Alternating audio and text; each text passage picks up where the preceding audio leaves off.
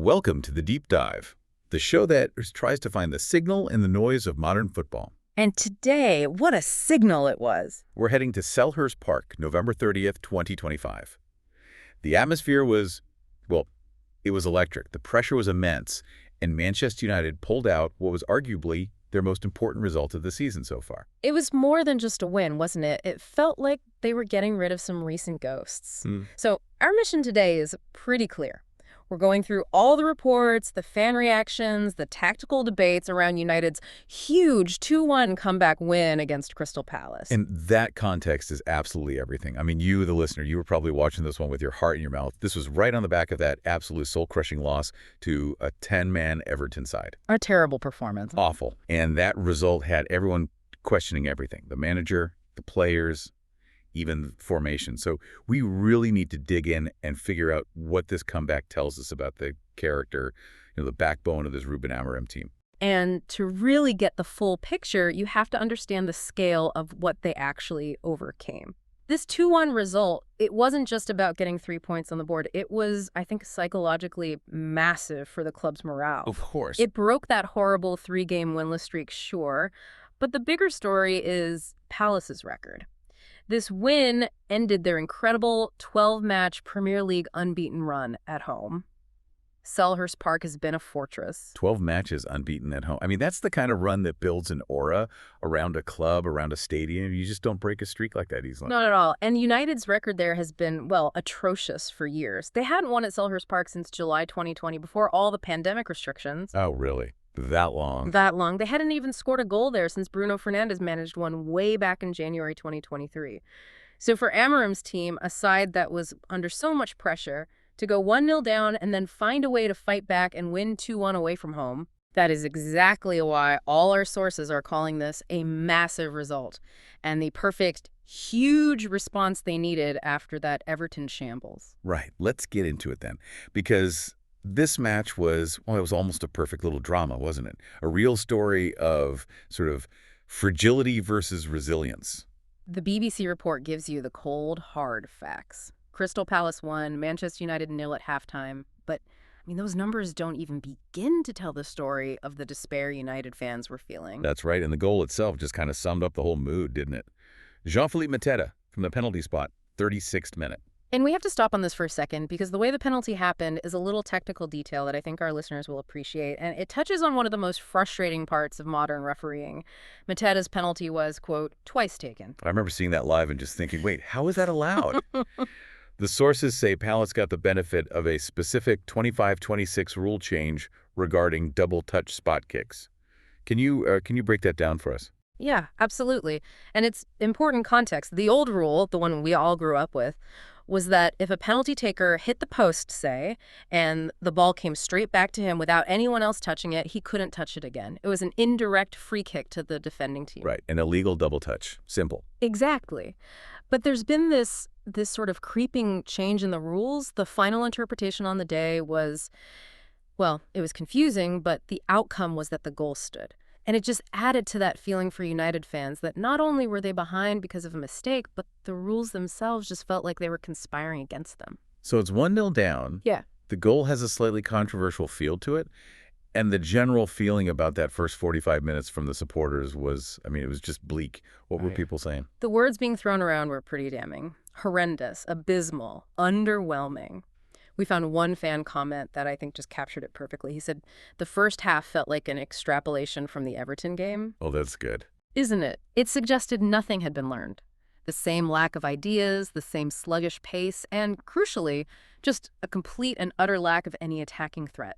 And the scary thing is, the data, the stats, they back up that emotional reaction completely. They really do. If you dig into the numbers, United's threat from open play was basically non-existent. Their expected goals, their XG from open play for the entire match was just 0.20. Hold on, stop there. For anyone listening who doesn't follow XG religiously, 0.20 over a full 90 minutes from open play is, well, it's almost nothing for a top club.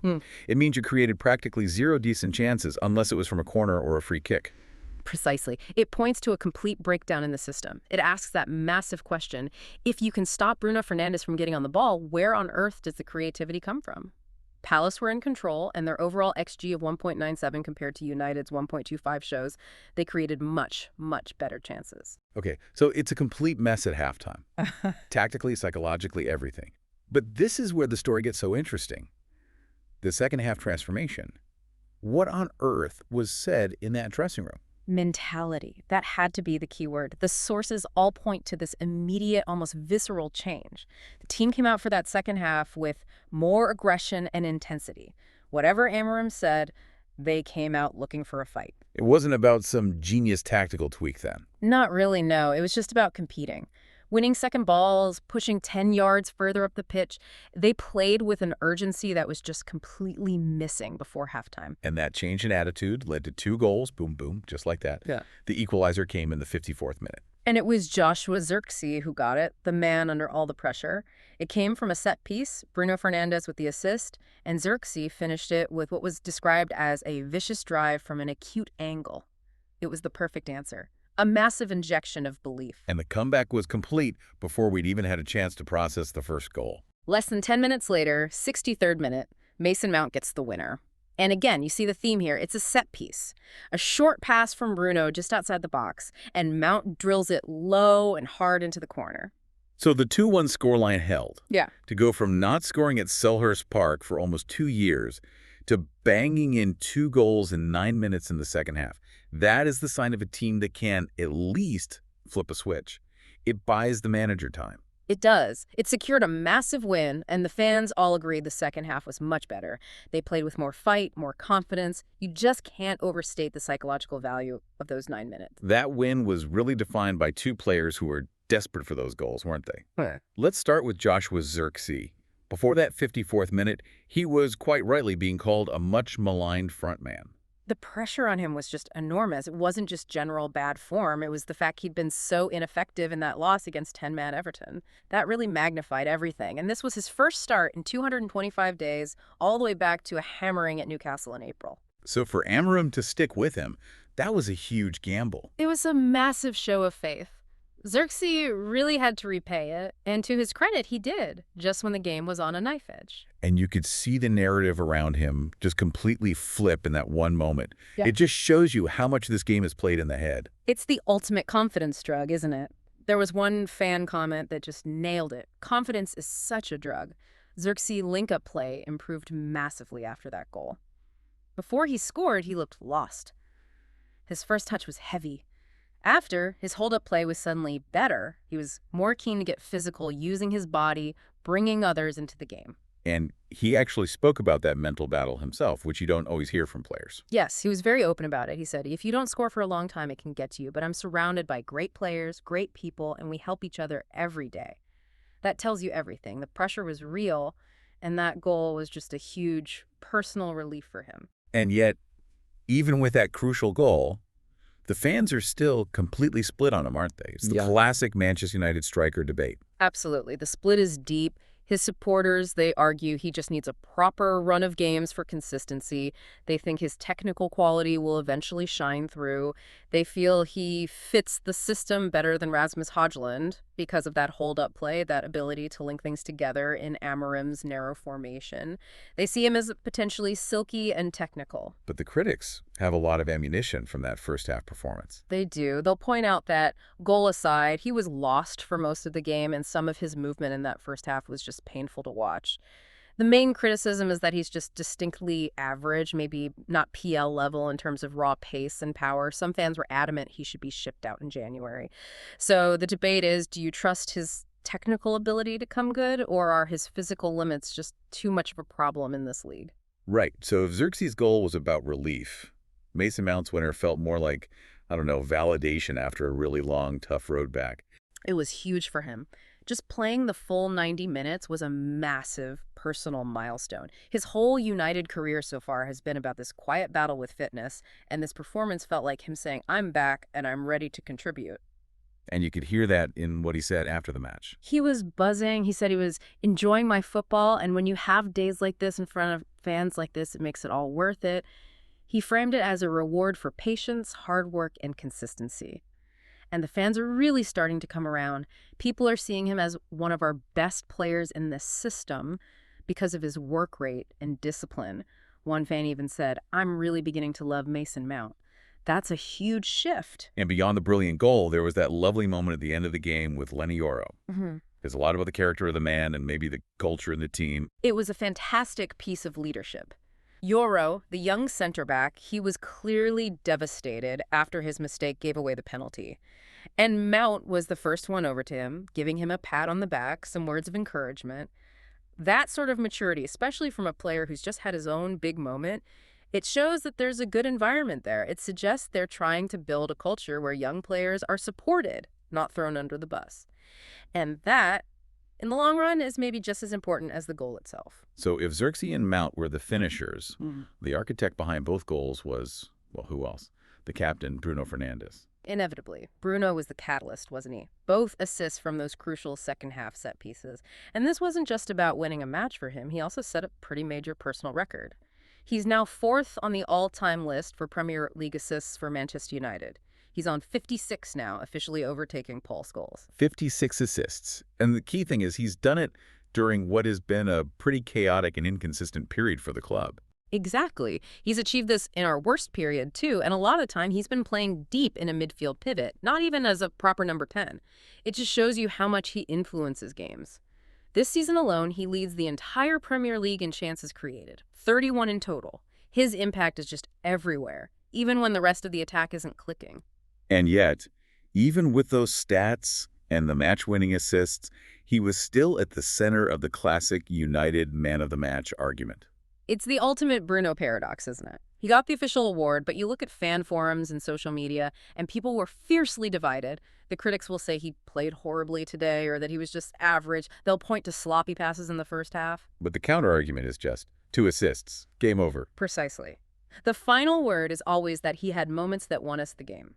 It shows you that a player can be a bit frustrating for 70 minutes, but if they produce 2 or 3 moments of genuine match-winning quality, that's what really matters. Bruno delivered in the clutch. And those clutch moments came from the other huge tactical story from this game, United's sudden mastery of set pieces.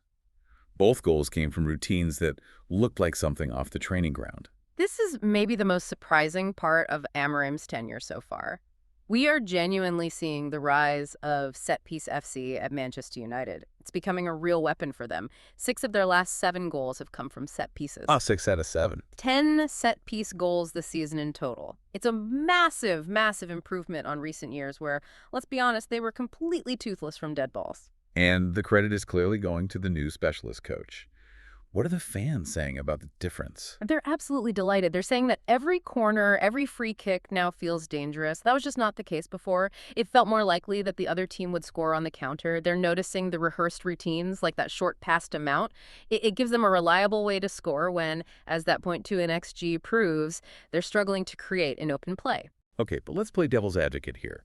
As good as it is, we have to ask, is this really a sustainable strategy for a team with ambitions of getting back to the top? That's the million-dollar question. When you see that set-piece success next to the awful 0.20 XG from open play, it starts to look less like a tactical tool and more like a tactical dependency.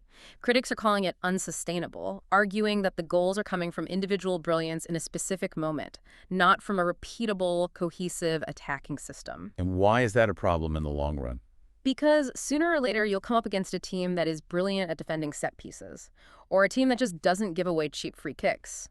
As one fan put it, this reliance is a huge problem against teams that park the bus. Those are the games where you have to find a way through in open play, and right now, United just can't seem to do that consistently. So it's a double-edged sword. Yeah. A massive improvement in one area, which is brilliant, but it's also papering over some pretty big cracks in their general attacking play. Exactly. Amorim has fixed a massive leak, but the ship still isn't really moving forward under its own power. It's survival mode, and for now, survival is enough. But long-term, that open play has to catch up. Okay, let's turn our attention to the defense. Because despite giving away the penalty, they did manage to stand firm in that second half, especially when Palace were throwing everything at them late on. Yeah, there were some really solid performances that kind of get lost in the shuffle because of the goals. Wow. Luke Shaw, for one, had a very strong game. Fans were calling him very good, solid, and a few people even had him down as their man of the match. His consistency is so important on that left side. And what about Casemiro, the veteran who's been getting a lot of criticism about his legs recently? He was under a huge microscope, wasn't he? Lots of talk that his legs were gone. But he played the full 90 minutes, and he showed real resilience. Crucially, his presence in that last 20 minutes helped United avoid that classic late-game collapse where they just invite pressure. He was using all his experience breaking up play and just calming things down. But we do need to talk about the young center back, Lenny Yoro. This was a really tough afternoon for him. A very harsh lesson. His mistake for the penalty was obviously the big negative from the day, and you could see he was distraught when he was substituted just after the equalizer went in. But the reaction from his teammates, as we mentioned with Mount, that's the key thing, isn't it? Absolutely. The broader view from the fans seems to be one of encouragement. He's still so young, the potential is clear, and making a mistake like this in a game the team goes on to win is probably the best kind of learning experience. It tests your character. Amorim taking him off wasn't a punishment. It was probably just to protect him and stabilize the team. And the manager's willingness to make those quick changes, you could argue that's what won them the game. They were genuine game changers, weren't they? The first one, Noussair Mazraoui coming on for Yoro. He is credited with instantly changing the game. He gave them more control, sure, but the big thing was he provided a real attacking threat from wingback.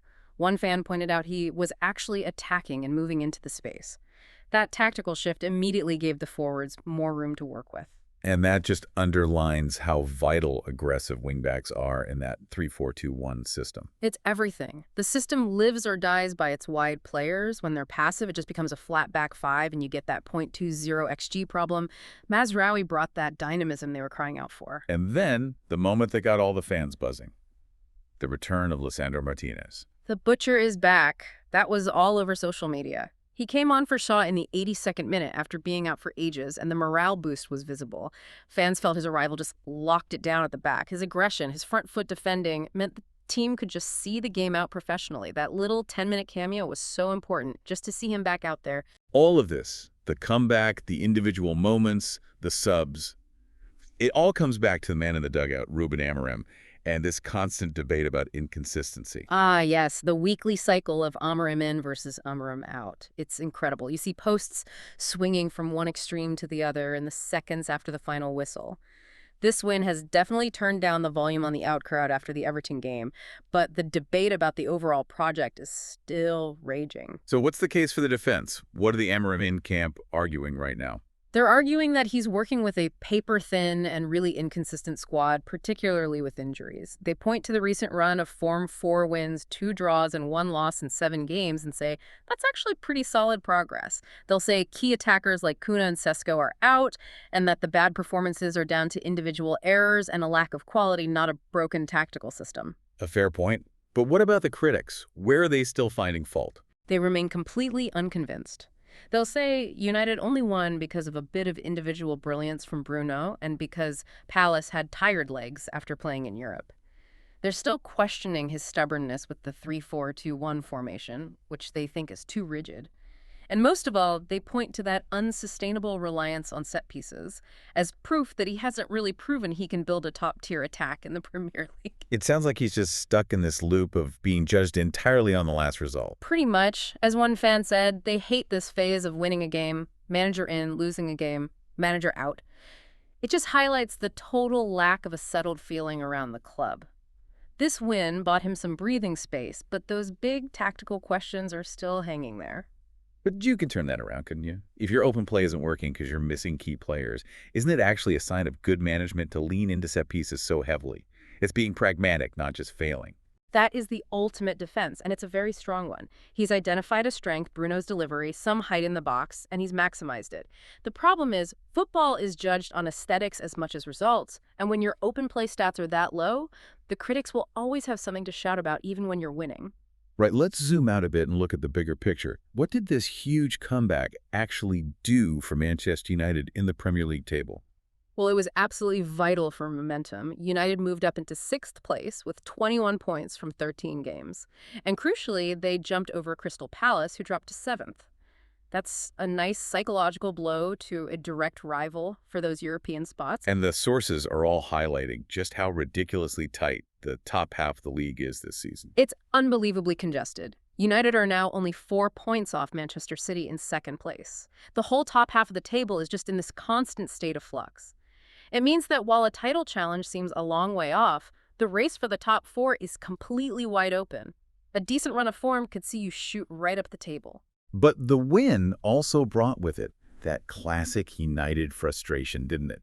The feeling of what could have been. It's the painful hangover from a good result. The immediate thought from so many fans was, if we just won that very basic game against Everton, we would be third right now. Those easy points they dropped are what's holding them back. Every time they win a tough game like this, it just reminds them of the opportunities they've already wasted. So the momentum is good, but turning it into proper consistency and reliability is the next big challenge. And what is that immediate test? They've got West Ham at home on Thursday, December 4th, and this game is already being framed as the acid test. Can they replicate that second half fight at Old Trafford where the pressure is different? The fans are already saying that if they drop points, the Amorim out shouts will be back instantly. The challenge is to turn the drama of an away win into the routine of a professional home performance. And looking a bit further ahead, to January, that issue of squad depth, especially for this 3-4-2-1 system, is a huge concern. It's paramount. The consensus is that the team desperately needs at least 2 new players in January, specifically a quality central midfielder and a top-tier wingback. Let's just quickly touch on why those two positions are so vital for this system that Amorim seems determined to stick with. Well, the system puts incredible demands on them. You need a central midfielder who can do everything cover for Casemiro defensively, but also drive forward with the ball. And the wingback role is just relentless. You need endless energy. You have to be solid defensively, but also be a key part of the attack. Mazraoui's cameo showed what a difference a dynamic wingback makes. They just don't have enough cover or quality in those key areas. And that problem is only going to get worse with the African Cup of Nations coming up. Exactly. AFCON is going to strip the squad even thinner. Add that to the current injuries to Kuna and Sesko, and the feeling is the squad is just paper thin. They can't get through a busy winter schedule without bringing in reinforcements that are specifically suited to those demanding roles. So until those players arrive, that reliance on a bit of Bruno magic and those all-important set pieces is probably going to continue. It's a bit of a holding pattern. That's a high-wire act, isn't it? This win has given the manager the political capital, I suppose, to go to the board and demand those January signings. He can point to this game and say, look, when I have the right profiles, it works. Now help me get more of them. So, to wrap up this very dramatic deep dive into the events at Selhurst Park, Manchester United pulled off a massive away win, breaking a 5-year curse there, and ending Palace's fantastic home run. It was a victory that came not from tactical dominance, but from a huge mental shift in the second half, and 2 clinical moments of set-piece quality. Indeed. It was the win they absolutely had to have for the morale of the whole club, but as we've discussed, it reveals this fascinating split. The progress they're making right now seems to be coming from individual brilliance and a really well-drilled set-piece plan, rather than from a cohesive, dominant, open play structure. This result bought Amorim time, but it hasn't really solved that fundamental puzzle. Which brings us to our final provocative thought for you, the listener. The big question facing Manchester United isn't just if this team can make the top 4, but how they do it. If the goals keep coming from set pieces and the attack can only generate 0.20 xG from open play in a Premier League match, is that strategy really a sign of long-term progress under this manager? Or is it just delaying an inevitable reckoning with the inconsistency that's still plaguing them? What kind of consistency do they really need to find first? Is it personnel consistency in January? Is it tactical consistency in their open play? Or is it the mental consistency to play every single game with the fight they showed for 45 minutes at Selhurst Park? And that mental side is the one thing you can't just go out and buy in the transfer window, something to think about as they head into a huge run of games. We'll see you next time for The Deep Dive.